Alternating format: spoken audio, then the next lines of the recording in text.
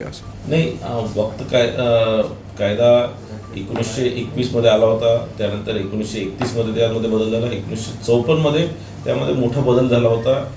पण 1995 मध्ये या कायद्याला म्हणजे या वक्फ बोर्डाला असीमित अशा जे अधिकार देऊन दिले होते. कोणत्याही म्हणजे ते कोणत्याही जागेवर ते आपला हक्क दाखवू शकत होते.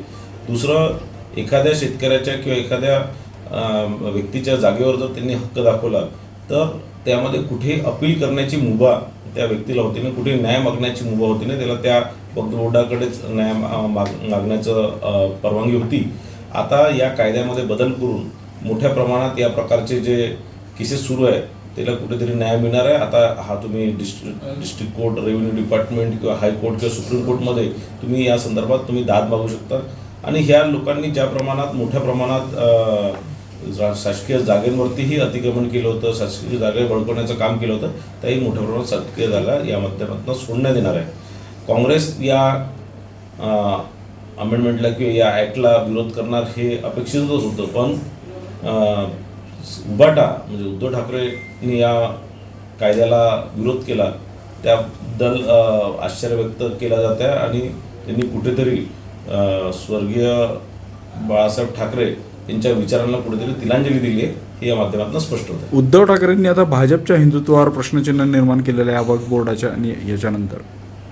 नाही, बघा, असं आहे की उद्धव ठाकरेंनी संपूर्ण महाराष्ट्राला आणि देशाला माहीत आहे की उद्धव ठाकरेंनी आपलं हिंदुत्व सोडलेलं आहे. 2019 मध्ये काँग्रेस पक्षासोबत जाऊन ज्या काँग्रेसला बाळासाहेब ठाकरेंनी विरोध केला, ज्या काँग्रेससोबत म्हणजे बाळासाहेब ठाकरेंनी असं म्हटलं होतं की आम्ही राजकारण सोडून देणार पण या काँग्रेससोबत जाणार नाही, अशा काँग्रेससोबत ते बसले आणि मुख्यमंत्री झाले.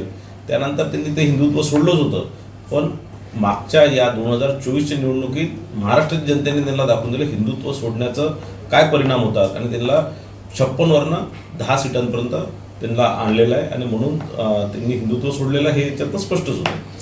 संजय राऊतांनी एक प्रश्न उपस्थित केला की बेचने वाले दो है. असं आहे की संजय राऊतांना काही दुसरं काम नाही आणि ते काय बोलतात त्यांनाही समजत नाही.